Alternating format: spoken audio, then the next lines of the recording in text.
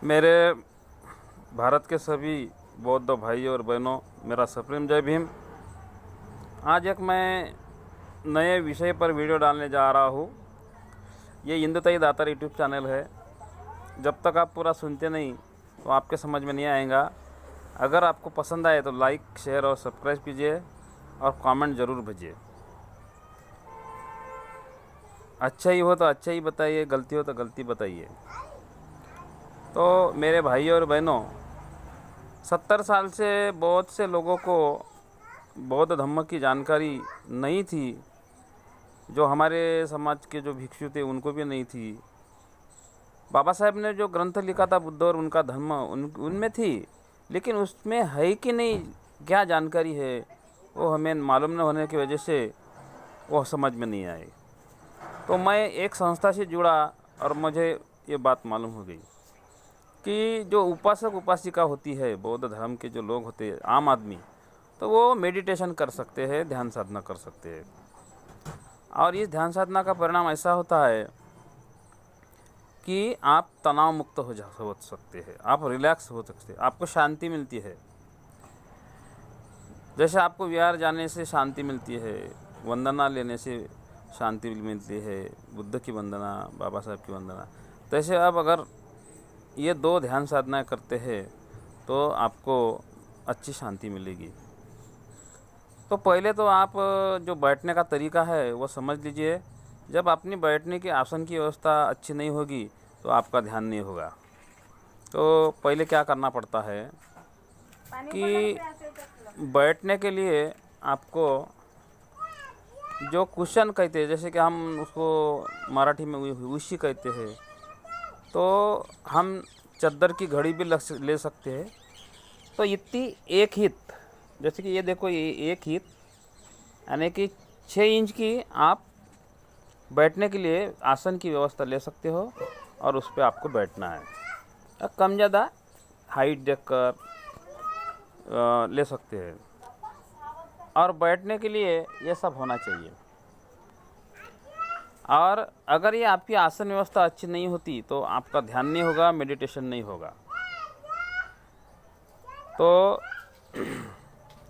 मेरा नाम जेपी दातार, मैं डॉक्टर अंबेडकर नगर यवतमाल का रहने वाला हूँ, महाराष्ट्र स्टेट का हूँ।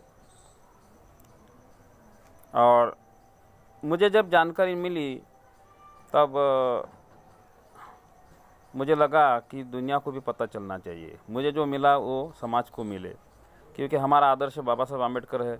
बाबा साहब को जो भी मिला वो उन्होंने समाज को दिया। तो मेरी भी इच्छा ऐसी है कि मुझे जो बात मालूम होती है तब मैं बाबा समाज को देता हूँ। जैसे कि मुझे 22 प्रतिज्ञा मालूम गिर गई 22 साल की उम्र में, तो मैंने समाज को 22 प्रतिज्ञा के कार्ड बांट दिए 500 गाँव में। तो मुझे जो भी मिलता है मैं समाज को दे देता हूँ। तो भाइयों और बहनों, अगर आपको मेडिटेशन, ध्यान साधना सीखनी है तो मैं वो बताने जा रहा हूँ, ध्यान दीजिए।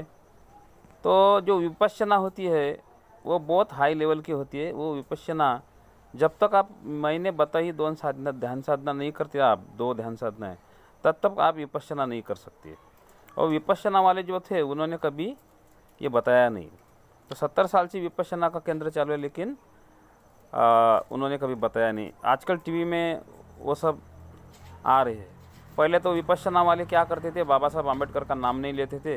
इसलिए जो नए बौद्ध लोग हैं जो 1956 को हुए हैं 14 अक्टूबर, तो वो गुस्सा हो गए कि भाई ये जो विपश्यना वाला आदमी है गोयंका, तो वो बाबा साहब का नाम नहीं लेता। इसकी वजह से बौद्ध लोग वहाँ पे जाते नहीं थे। तो आजकल वो विपश्यना वाले भी बाबा साहब अम्बेडकर का नाम लेते हैं। तो 70 साल से हम वंचित रहे। इसलिए मैं ये चाहता हूँ जिन जिन को ये मेडिटेशन, ध्यान साधना की ज़रूरत है वो सुनिए। तो बैठने की व्यवस्था समझ गए आप, तो ठीक है। अब बैठने के बाद भगवान बुद्ध जो है पूर्ण पद्मासन में बैठते हैं, तो हमको अर्ध पद्मासन में बैठना है। तो मैं एक बैठने के लिए वीडियो डालूँगा। तो अपना दाहिना पैर बाएं पैर के ये कमर के साइड में रखना है, और ये जो दाहिना पैर है वो बाएं पैर के ऊपर रखना है और अर्ध पद्मासन में बैठना है। किसी को अगर बैठते नहीं आता तो वो चेयर पे बैठ सकते हैं, किसी को वात की शिकायत होती है या कोई होती है तो वो नहीं बैठ सकते। कुछ एक्सीडेंट हो गए हैं, ऐसे लोग सिंपली चेयर पर बैठ सकते हैं, कोई नीचे भी बैठ सकता है। अब पहले जानेंगे आनापानसति के बारे में। तो आनापानसति ये जो पाली शब्द है, आनापानसति की ध्यान साधना, आनापानसति की ध्यान साधना ये श्वास के आधार पर है। तो जो आनापानसति होती है वो 4 पायरों में की जाती है, 4 स्टेजों में की जाती है। तो आनापान सती बोले तो आना बोले तो आना, पाना बोले तो जाना, और सती बोले तो ध्यान रखना। तो हमारा जो श्वास है आता है जाता है तो उस पर ध्यान रखना है हमें, समझे आप। तो आँख बंद कर लेने का है और 20 मिनट आपको 5-5 मिनट की एक स्टेज करनी है। और उसमें क्या करना है कि पहले स्टेज में जब हमारा श्वास नैसर्गिक दृष्टि से अंदर जाता है बाहर निकलता है तब 1 गिनने का, अंदर जाता है बाहर जाता है तब 2 गिनने का, ऐसे 10 अंक गिनने के। 10 अंक गिनने के बाद 11-12 ऐसे अंक नहीं गिनना है, सिर्फ 10 तक ही गिनना है। ऐसे हमको 5 मिनट श्वास अंदर जाएगा, सांस अंदर जाएगी बाहर आएगी 1, सांस अंदर जाएगी बाहर आएगी 2, ऐसे हमें करना है। ऐसे 5 मिनट हमको उस सांस पर ध्यान रखना है। तो दूसरी जो स्टेज है वो पहले अंक गिनती करना है, बाद में सांस जाएगी बाहर आएगी। तो दूसरी स्टेज जो है तो हमें जागरूक होना है, अधिक जागरूक होना है और ध्यान रखना है। तो भगवान बुद्ध हमारी तब परीक्षा लेते हैं कि हम जागरूक हो रहे या नहीं हो रहा है, इसलिए उन्होंने इस पारी को उल्टा किया।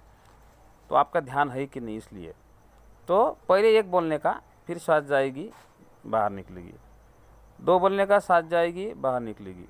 इस तरह से आपको दूसरी स्टेप करना है। और 10 तक गिनना है, 11-12 नहीं करना है, और फिर से 1 से 10 1 से 10 ऐसे 5 मिनट करना है। तीसरी पायरी में क्या करना है, अंक जो नंबरिंग है, नंबर बोलना वो बंद करना है। मन के अंदर अपन जो अंक बोलते हैं वो बंद कर देने हैं। तो तीसरे पायरी में क्या करना है, तो गौतम बुद्ध हमको और हमारा ध्यान अच्छा है कि नहीं उसको गहराई में लेके जाती है, सही में हम ध्यान रख रहे हैं कि नहीं है। तो हमारी जो सांस है, हमारी जो सांस है, सांस तो वो नाक के सामने आती है। जब हम निसर्ग से सांस लेते हैं तो नाक के सामने आती है, और नाक के सामने आने के बाद हम क्या करते हैं, फिर वो सांस कहाँ जाती है, नाक की जो पुंगली है उसके अंदर जाती है। फिर वो सांस कहाँ जाती है, ये जो हमारा गला है यहाँ पे जाती है, ये गले में जाती है। बाद में सांस कहाँ जाती है, फेफड़ों में जाती है। बाद में सांस कहाँ जाती है, पेट में जाती है, और इस तरह अंदर तक जाती है। और फिर वापस आती है, कैसे आती है, अंदर से पेट में आती है, पेट से ये बदन में आती है, बदन से गले में आती है, गले से नाक में पूड़ी में आती है, और वो नाक के बाहर। तो ये जो इसका प्रवास है, सांस का प्रवास है, इस प्रवास को हमको ध्यान रखना है। इसका मतलब क्या है, ये ऐसा क्यों किया तीसरे पायरी में, क्योंकि हम अंदर तक देखना है, हमें अंदर झांक के देखना है हम, ताकि एकाग्र हो सके। और एकाग्र होने के लिए इसको बताया गया है। तो ये 5 मिनट करना है। चौथे पारी में क्या करना है, चौथे पारी में जो हमारी सांस है अंदर जाती है बाहर निकलती है, वो नाक पे कहीं तो भी टच हो जाती है। उसका एक सेंटर बिंदु होता है, तो हम अगर ध्यान से बारीक से देखें तो वो नाक के अंदर टच हो जाती है। तो वो टच जो होती है, वो पॉइंट जो होता है, उस पॉइंट पर हमें अपना ध्यान केंद्रित करना है।